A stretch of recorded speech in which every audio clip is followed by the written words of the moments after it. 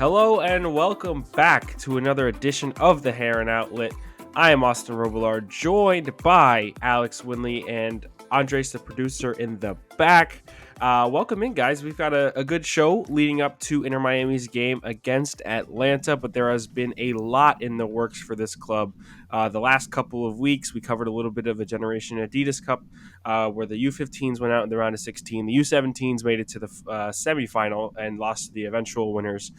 We've had U.S. Open Cup. We've had Inter Miami CF2. We've got the first team. So much to cover. We're here doing that now in I guess, in a little bit of a preview going into the Sunday match against Atlanta. And it seems like they always play Atlanta around this time of the year for some reason at home. I think last year it was around Yeah, Mother's Day, and the year think before it was, it is what it is. But good stuff nonetheless.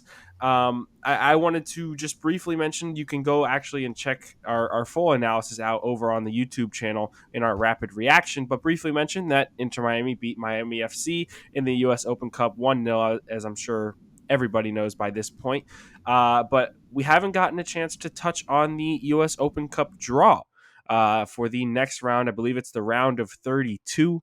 Inter Miami were drawn in a group with Philadelphia, Orlando themselves, and South Georgia Tormenta.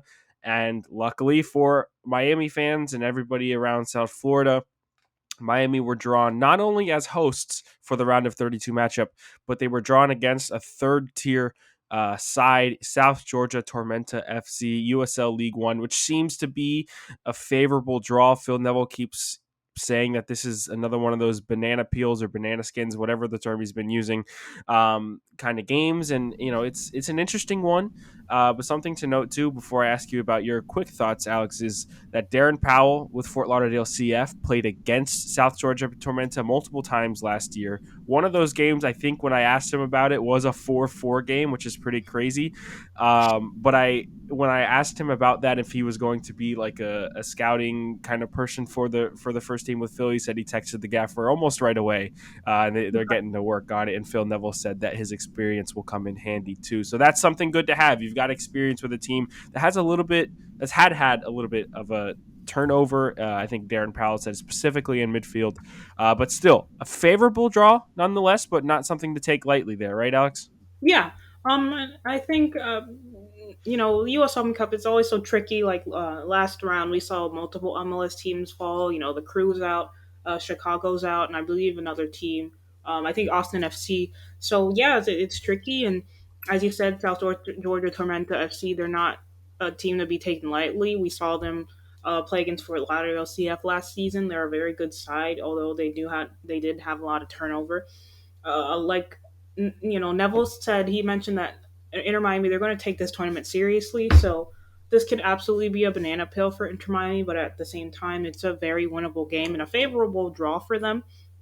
Because if they beat them, I think either they'll get the Union Orlando next. I don't know if they're going to redraw or after that or whatnot. But yeah, it's a favorable draw for them not to draw another MLS team this round. I know it's me assuming that South Georgia won't play well or whatnot. But it's a good draw for Inter Miami.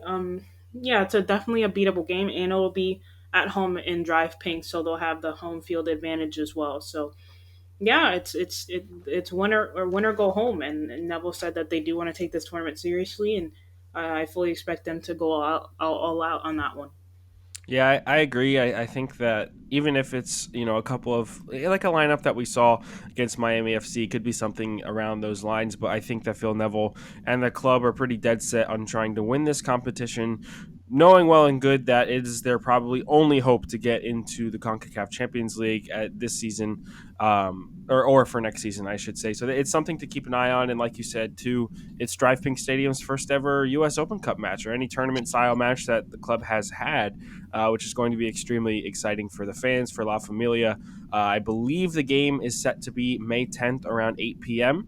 I think I got that confirmation from the club, but I'll double check on that. But I think that that's what it should be, May 10th, which is a Tuesday at 8 p.m. against South Georgia Tormenta at Drive Pink. It should be a fun one. I love the U.S. Open Cup, one of my favorite competitions in sports. So it's exciting. I've had a good time getting to cover it. The Miami FC game was fun. I have the Miami Classico shirt on, if you can see it, or anybody Oh, watching on nice. YouTube. I did end up picking one up just because I felt like the occasion was special enough to. Yeah. Um, but let's move on because we will touch on that game more and more in the details of it as we get to that point in a couple of weeks. But for now, we've got two things going on. We just wrapped up watching Inter Miami CF2 take on FC Cincinnati. Now, this game was a very important one for this side because well, they lost to NYCFC 2 7-0 the week before. And I would say, luckily for us, there were streaming issues and we didn't get to watch the game. And that was a Yeah. little bit of a joke in the press conference Yeah. during the week.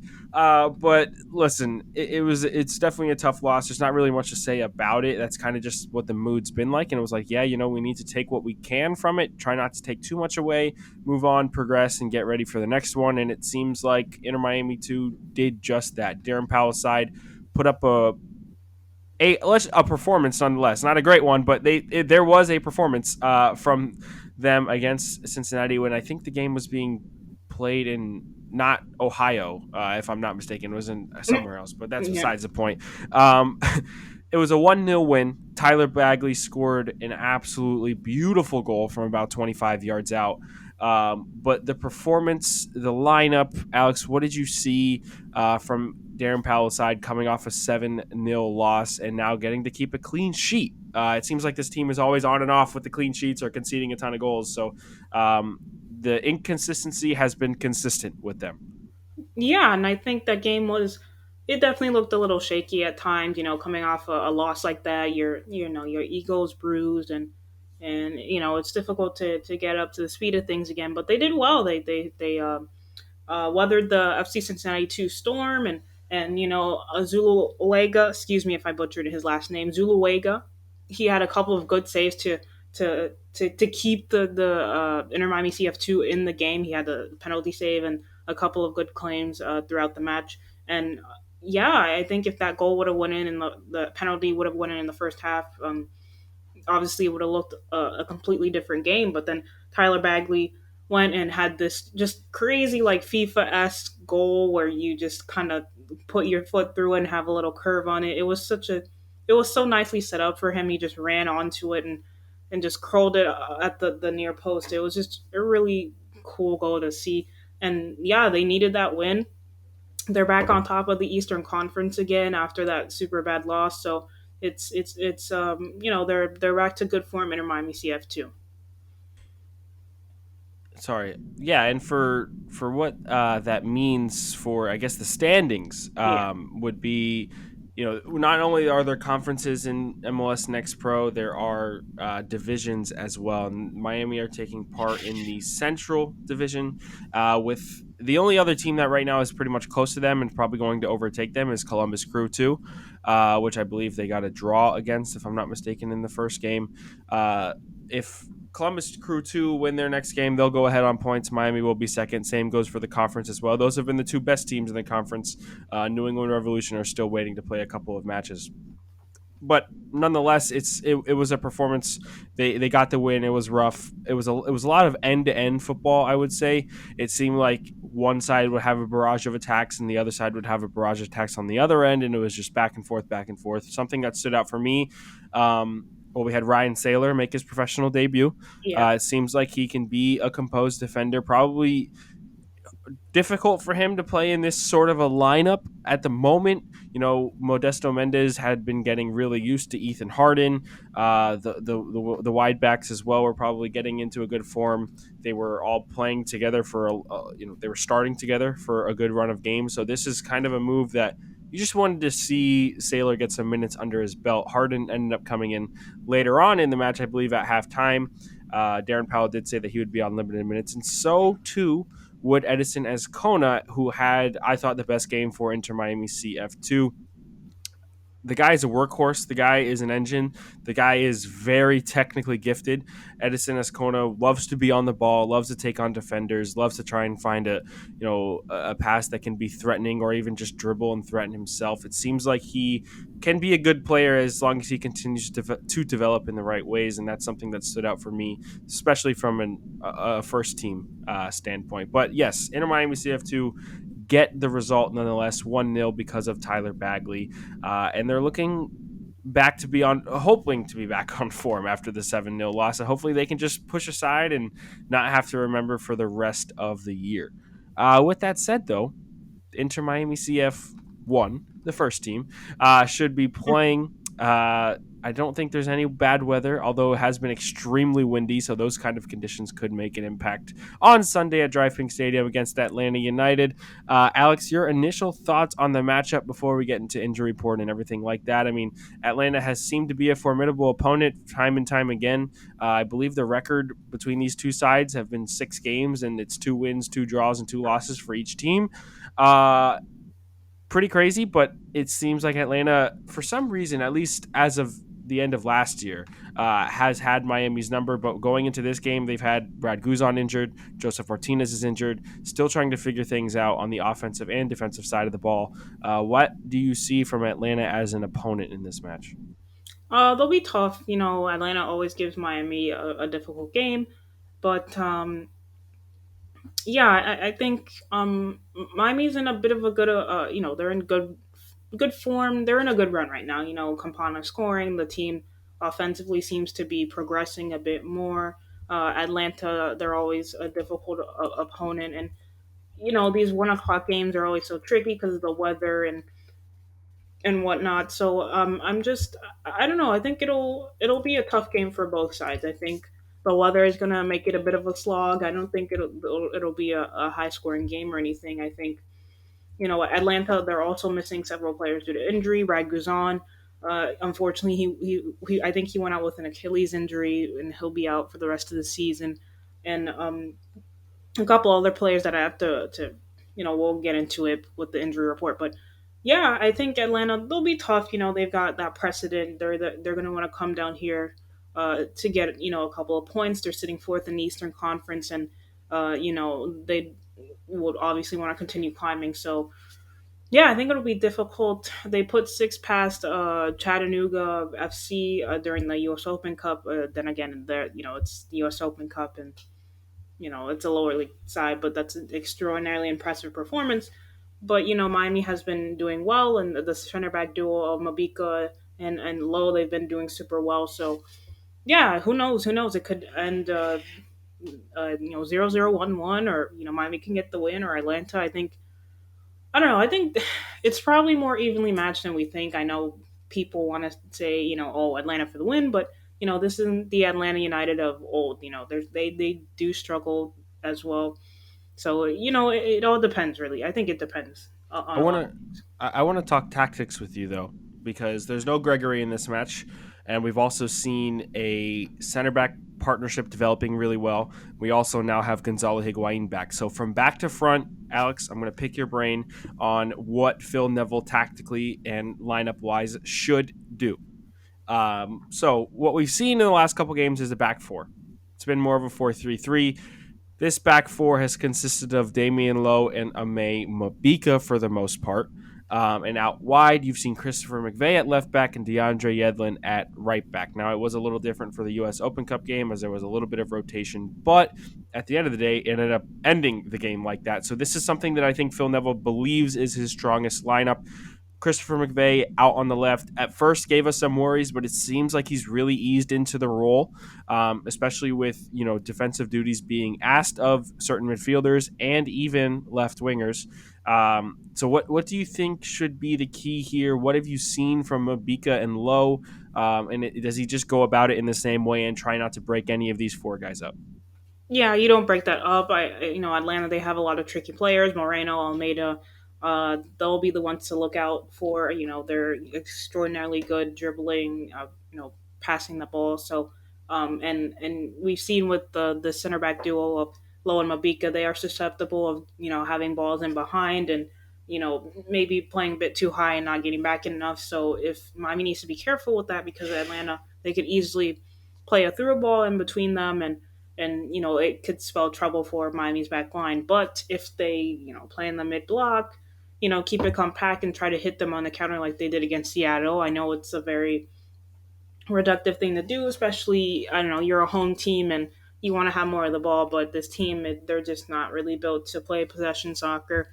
Um, and there's nothing wrong with counterattacking, so I predict that Miami will try to play out of the back, but eventually, they'll just let Atlanta have the ball, uh, you know, get them in behind, because the pace of Lassiter and Robinson, it's super like deadly, and especially with Campana, following them in behind, it's proved to be a bit of a lethal trio, really. So yeah, I think Miami will just sit back, maybe try to control the game a bit more, but I think they'll sit back, let Atlanta have the ball, and then strike them on the counter.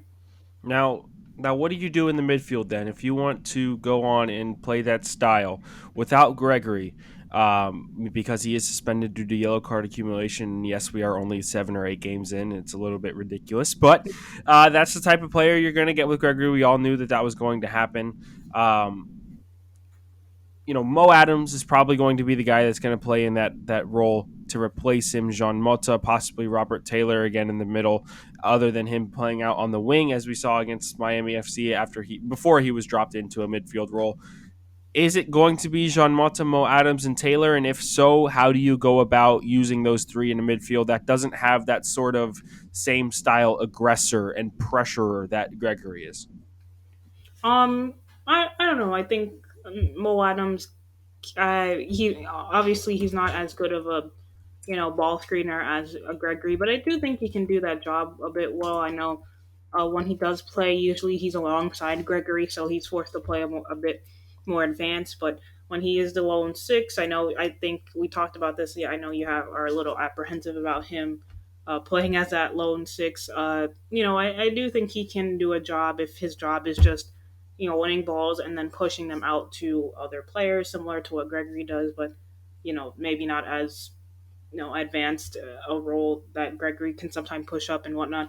But yeah, I think especially with Robert Taylor and John Mata, they're guys that do they are guys that like to get forward a lot, and if you leave space in behind this Atlanta team, they will counter you back. So yeah, it'll be a tricky, but I think if Miami can keep that midfield a single pivot, and then have the center backs of Low and Mabika, just sort of like a mock back three, but not really, just to keep that centrality and those numbers in the midfield. You can spread out the fullbacks a bit more and play through them, and then combine well in the wings, which Miami seemed to love doing, because that's how Robbie scored his goal in Seattle. So yeah, it'll be interesting to see, but I do think they'll play through the wings, keep try to keep Atlanta from the central areas, push them offensively, push. Miami's going to push out wide and then try to get in behind that way. Can you do that if Gonzalo Higuain is in the lineup? No. And well, yeah, that's a very straightforward answer. No is probably the right one too.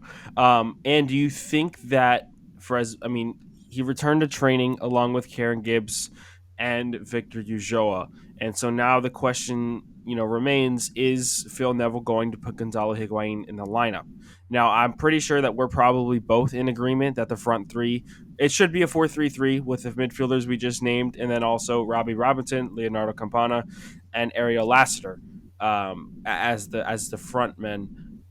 But do you have any kind of a feeling or hunch that Phil Neville is going to change this up, possibly revert to a 4-4-2 with playing two strikers, having Higuain play a little bit behind that we saw sometimes, I believe, in Austin and in the game before?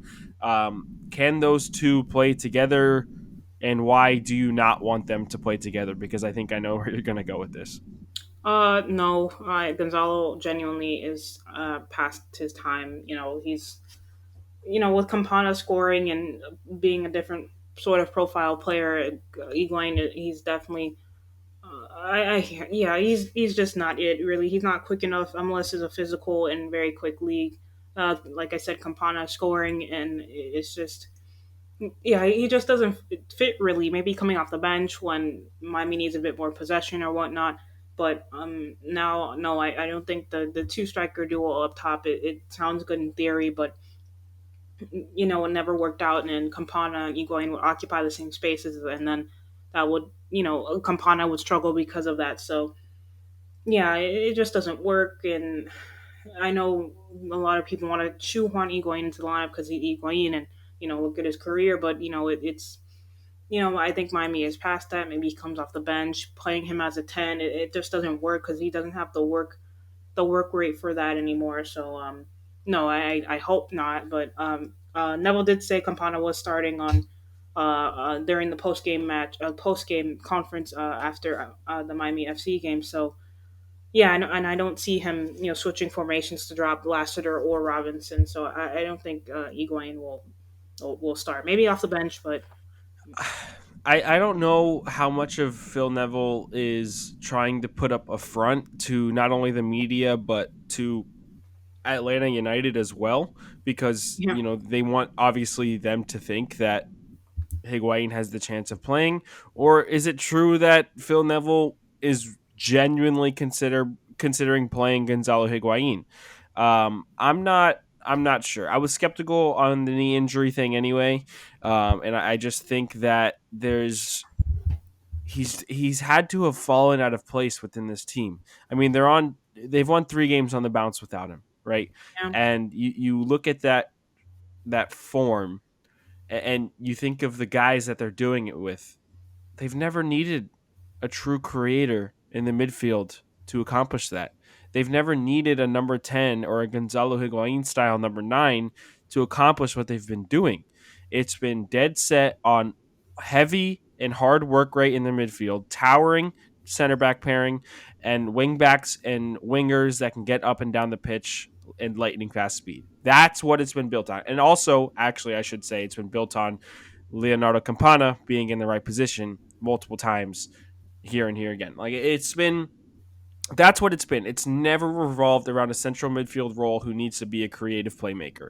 And if that's what they want Gonzalo Higuain to do, if that's what they think the player he is at this moment of time, he should not be on the pitch.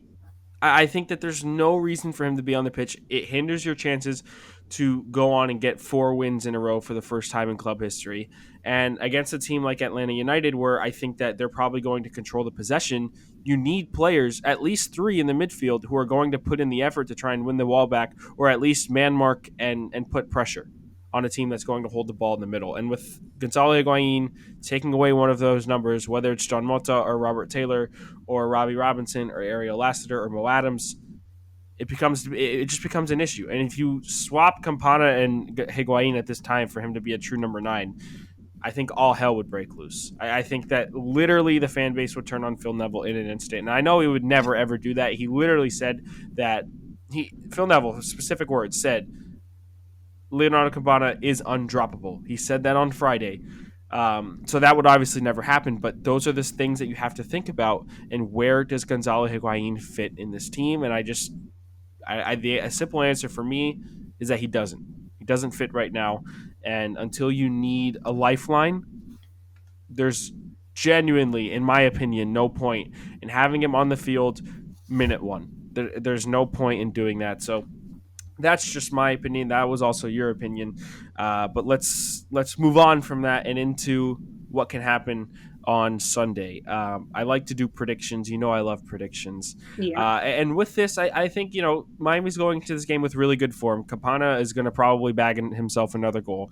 I think that you're going to go back to a stronger lineup than what you saw with Miami FC. I think Lassiter and Ravi will be on the wings trying to get at the fullbacks. And then you also have, that midfield threat without Gregory is going to be a little bit different, but the way that Taylor and John Mota can push up in between the half spaces can be threatening, especially on counters. So before we wrap up here, Alex, your prediction for the game against Atlanta. I know you said it's going to be a low scoring affair, but can Miami pull out the win? Yes, I think whether Atlanta are traveling, Miami's in good form. I know, I know it seems a little absurd to bet on Miami, but I would. They're in good form. They're in high spirits, especially if Higuain doesn't start. I think speed kills. Like, especially in this league, if you're just faster than your opponent, and you can pull them out of shape. 9 times out of 10, you won't be able to control that. And look at the game against Seattle. No one. I think we were all kind of holding our breath, wondering, okay, what's going to happen here. But surprisingly, I will say surprisingly, Miami was able to not only get a goal, but also close out the game without conceding a goal. Especially when Schmetzer brought on Seattle's first teamer. Starters. They were able to hold on to that. It was just an impressive performance, and I do think that they will take that and the Miami FC game and build on that. Um, yeah, I think Atlanta will be difficult, but like I said, you get Lassiter, Robinson in behind, and you pull their defense out of shape, and who knows, the sky's the limit for them. So I'll say 2-1 Miami, 2-1. I think Campana will get on the score sheet again, and I'll go out and say they'll score a set piece, and McVay will score. So 2-1 Miami. A set piece goal. Yeah, Wow, that would be much needed, I would say. yeah, I think that conversation has shifted a little bit because of what they've been doing, but Miami has never been good on set pieces in their history. And if they were to bag one, I think that would be quite the improvement. It would be something to build off of. But I think you're a little better than I am. I think that this is going to be a 1-1 draw. I do also think that Campana scores again just because of the form he's in. You can't bet against that. yeah, But I think that Atlanta will pull out a goal in which they possibly pressure Miami at the back when they're trying to build a little bit, or if they have possession or they're trying to control possession. I can see that part of the game may be an issue for them. So I'm going to say 1-1. I think it's still a pretty decent result, considering all context here. But I do think Miami have the ability and the squad right now to pull out a win against this Atlanta side, who is a little bit hindered by injury. I believe that if it wasn't for Castanera also getting injured, the ex Inter Miami player, he possibly could be the starter, but he got injured before Guzan got injured, and now Guzan got injured, and so I believe their next man up is Bobby Shuttleworth, I think his name is. I'm not too yeah, familiar. Yeah, so it could be, it could be a Jean Mota long shot type of day. It could be, you never really know. You never really know what's going to happen. But yeah. I do fancy Miami to at least get a goal. Probably not to concede too many because we've seen back-to-back clean sheets now for, I believe, the first time since August and September of 2021, which is a long time. But I think they do have the ability to score two, and if a 2-1 scoreline's there, all credit to you, Alex. That would be pretty amazing. But with that said, this has been the Heron Outlet. For Ian Hess, who is not with us, Andres, our producer, is in the back. For Alex Winley, I'm Austin Roblard. We will see you guys here next week.